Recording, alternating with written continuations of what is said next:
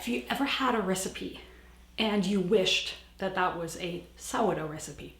Well, actually, it's not very complicated to convert any recipe that you have into a sourdough recipe. And this is exactly what I'll be talking about in this video, how you can convert any yeast-based recipe, a quick bread, or something like a cake or pancakes, waffles, and such. So if you're not quite sure why you would make a sourdough recipe, here are some of the reasons why people prefer sourdough recipes over non-sourdough recipes. First of all, I absolutely love the flavor. It's more complex. It has a slightly sour taste, and you can actually affect the sourness of your sourdough baked good, and I will be linking a video in which I talk about that anyway. So that's the sourness, the more complex, robust flavors. It's also healthier because oftentimes people with gluten sensitivities do okay with sourdough breads or sourdough goods because the glutens are pre-digested, and the sourdough, also the long fermentation, neutralizes the what often people call anti-nutrients, the phytic acids in the grains and in the nuts and seeds, the enzyme inhibitors. It also lasts longer. It's easier on your glycemic index, and it's actually cheaper if you think about it than buying packages of yeast every time you want to bake in the store, or buying baking powder or baking soda because you are making your own sourdough starter. And a lot of people just don't like using commercial yeast because yes, it is commercial. There's only two, I heard, strains of yeasts in it that are grown in some sort of medium in a lab, if you will, versus the wild yeast, the natural yeast that you find in your sourdough starter. And some people just really love the tactile, the involvement with your dough, having to watch it, and being so much more connected to your dough and to your bread than anything that you bake with yeast or with baking powder. If you're looking to convert a recipe, it is always helpful to understand what kind of recipe is it. Is it a yeast-based recipe, or is it a quick bread with baking soda oftentimes, and sometimes baking powder, or is it something like pancakes or waffles or crepes? That will also drive what you do next. The next thing you might want to get clear about is what your goals are. A lot of people just want the taste, and then the conversion is actually pretty straightforward and less involved and less math.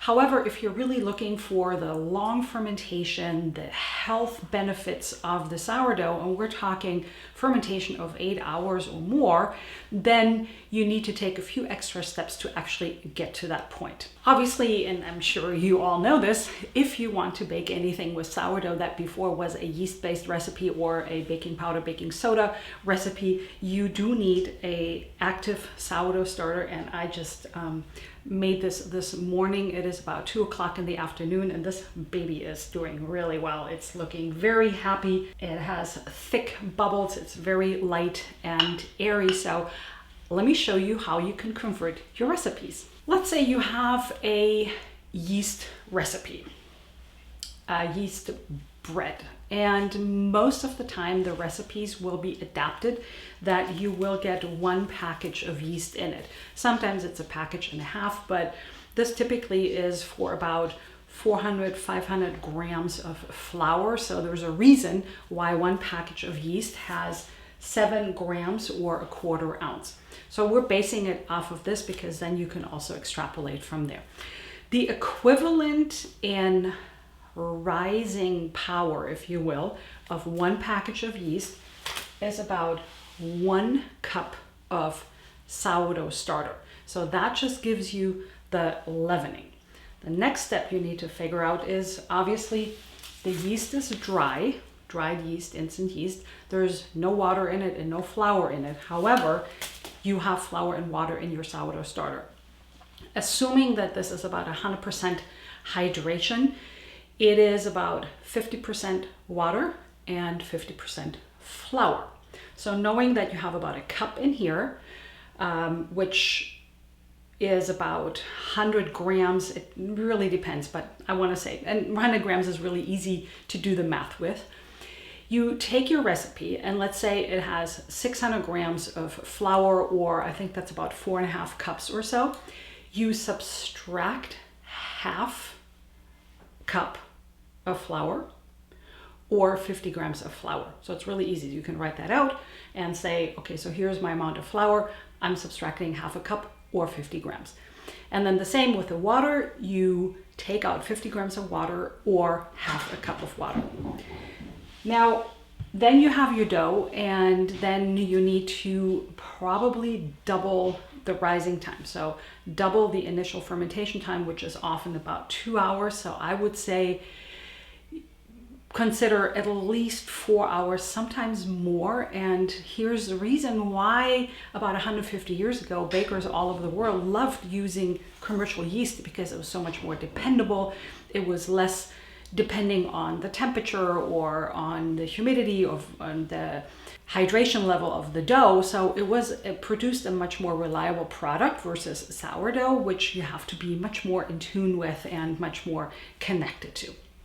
So then all you do is you do your recipe, you double your rising time, then you either form your loaf or you put it in a loaf pan or whatever you're going to do with it. And then again, if for the yeast-based recipe, it was like an hour of another rising time, you add about 2 hours, and just watch your dough, because you want about 50% rise of the dough. I actually did this very example with my pretzels. I have an initial regular pretzel video, German authentic light pretzel video and recipe. And so many people always ask me, do you have a sourdough version of it? Because I have so much sourdough content here on my channel. And so basically I took that recipe and did the exact math that I just explained to you and came up with my sourdough pretzel recipe. And to make this all a little bit easier, I will talk about quick breads and pancakes and so forth in a moment, but I created a conversion and cheat sheet just for you. I'll have a link below this video where you can write out the recipe, and then you have the conversions right down here, so you can print that out and leave that in your kitchen and write out the amounts of the ingredients and translate, and then you can follow your recipe and you don't have to keep anything in your head or do any math in your head. Now let's say you have a quick bread. I recently made a sourdough Irish soda bread that has the baking soda in it. So if you are just looking to get the added sourness and the added flavors of the sourdough, you can just mix it up using the principles I just talked about. Instead of using the entire amount of flour, you subtract half a cup, 50 grams of flour, and half a cup, 50 grams about of water, and then you add your cup of sourdough starter, and then you can just bake it with the baking soda.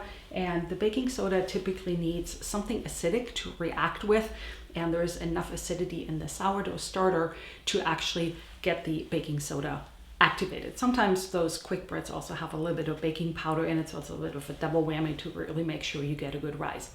However, if you're the type of person that would like to get a long fermented product, then what I recommend doing is only mixing as few ingredients as possible. So mixing the flour and the water and the fat, and if it has eggs and or buttermilk, mix that and leave it in your refrigerator.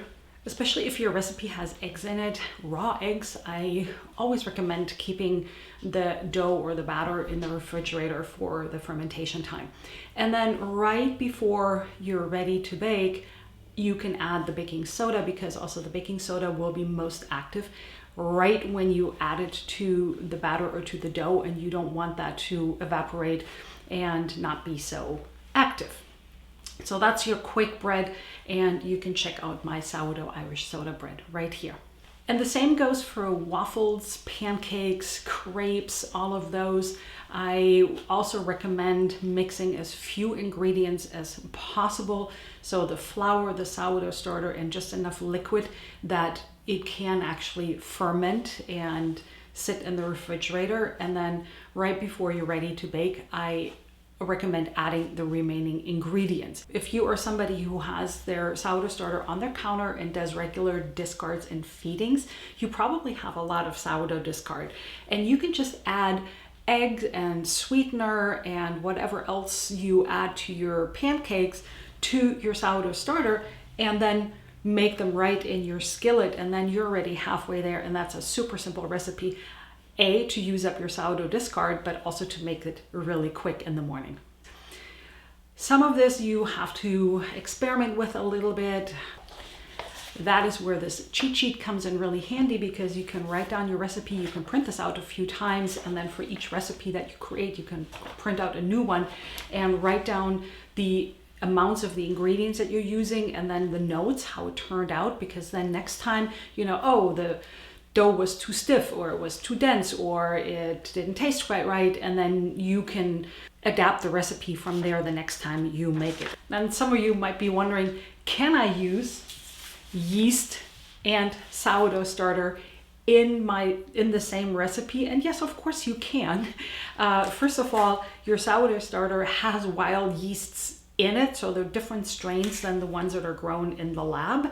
However, I have a recipe for a really beginner-friendly sourdough artisan bread that has just a pinch of yeast in it, because a lot of people who are just starting with sourdough, they can feel often very unsuccessful and frustrated with the whole process, and then they give up.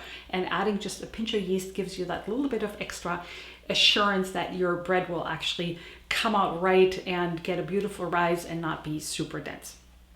I have more sourdough tips and secrets and myths in this video right here. Thank you so much for watching, and I'll see you in the next video.